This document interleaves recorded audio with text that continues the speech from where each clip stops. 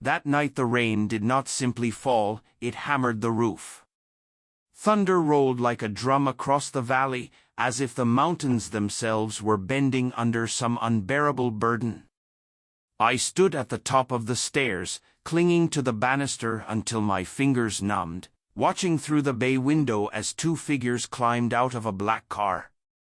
One held an umbrella. The other carried a briefcase. The one with the briefcase was my son-in-law. My heart thudded. I hadn't cried at the wedding. Even when the vows had been spoken and the bands slid onto fingers, even as my daughter stared up at him with stars in her eyes, there was something about the way he walked, the careful measure in his steps along the stone path, that made tears rise. I knew before he pressed the bell that he had not come for Camilla. He had come for the house. I should have noticed. Clues had been threaded through casual looks and practiced smiles. But when you love, you tend to bury doubts. The past stood on my porch in a tailored suit. Let me take you back so you understand how we arrived at this moment and why it cuts so deep. I am Mariel Vargas. I am 61 years old, and this house is mine beyond title. Samuel and I raised every beam and nail with our hands. He died of pancreatic cancer 8 years ago, and since then this home has been the last piece of him left with me. We had one daughter, Camilla, bright, tender, stubborn, our miracle after years of trying, and 2 miscarriages that nearly broke us.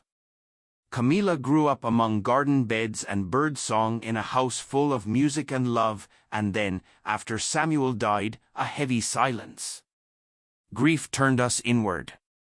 I tried to raise her well. I sent her to college and let her find her wings.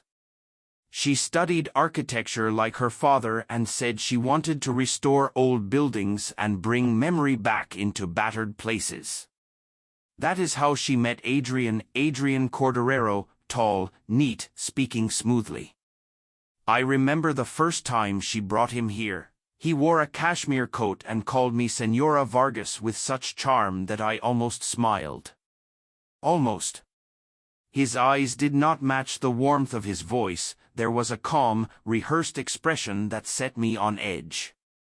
They dated a year and then had a quiet, tasteful wedding. I had doubts, as mothers always do, but I pushed them down because Camilla seemed happy and that should have been enough. After the honeymoon something shifted. Adrian began coming over when Camilla was at the office. He stepped into the house as though it were already his, talking about consolidating family assets and preparing for the future, wrapping greed in tidy language. Then one afternoon, 3 weeks after the wedding, he arrived with a notary. "I just need your signature, Señora Vargas," he said with that practiced smile. "It's just a transfer of name for estate purposes, makes inheritance easier later." Camilla thought it was best. The pen in his hand was silver and neat, the sort you trust because it looks important. I did not sign. The next day Camilla came over flushed and distant, saying she had only suggested the idea to simplify things down the line and that I was overreacting. "It's just a house, Mom," she said. I could have yelled, I could have struck her, but instead I walked to the living room and ran my hand across the old cedar table Samuel had built the summer after we married. This was where he played guitar on Sunday mornings, where Camilla took her first steps, where she fell asleep on my chest after her first heartbreak. This house was not mere walls. It was us. Still, I said little and waited to see how far Adrian would press. Cracks began to show between them. Camilla's smile dimmed, her laugh grew shorter. She avoided my eyes when she visited. One night, close to midnight, I heard them arguing outside, words sharp in the dark. She was crying. I eased the window and caught a word from his mouth like a blow, leverage. She left that night and came into my room and collapsed like she had as a child, crying herself to sleep. I held her all night. The next morning Adrian rang. He did not threaten or plead, he said simply, "You'll regret making this difficult." He did not know who I was. I had not been handed this house, Samuel and I had earned it. I married a dreamer and scrubbed toilets and stitched dresses while he studied late. We took this land inch by inch, and no man in a tailored suit would take it from me. So I began to dig. I discovered that Adrian was not who he claimed. The firm he named had been dissolved 6 months before he met Camilla. He reported no steady income, but he had a pattern. Women who owned property seemed to vanish from his life after odd transfers of title.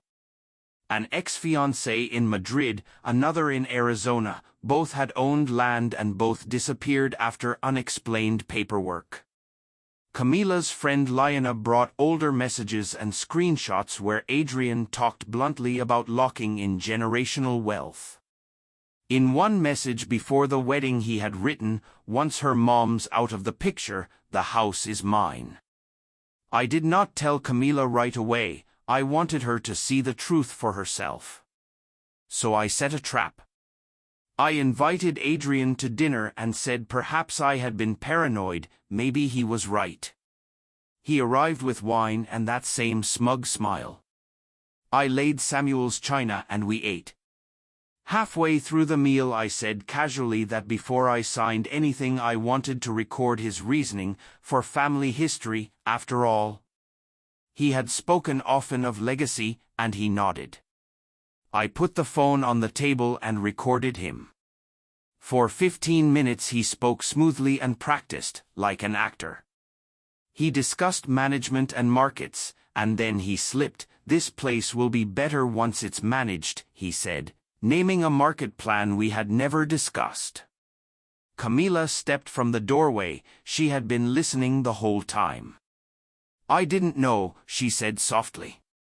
"You told me it was for taxes. You said you were protecting my mother." His face shifted for a second, and that was all we needed. We had it on tape. What followed moved quickly, restraining orders, allegations of fraud, and investigation. An old friend of Samuel's who was a lawyer stepped in and helped secure the deed irrevocably in my name. Adrian disappeared. Camilla blamed herself for a long time, thinking she had failed me.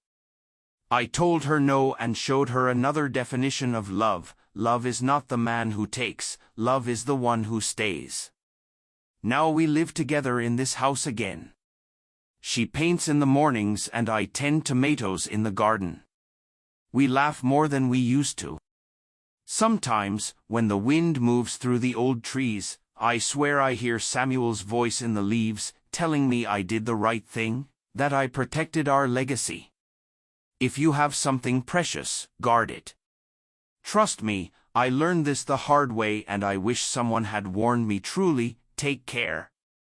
This house is more than wood, it is a fortress made of memory, and no smooth-talking stranger and no notary can pry that away. If you hold something that cannot be measured in money, do not let anyone wrap hunger in soft words. Remember, wolves do not always show their teeth at first.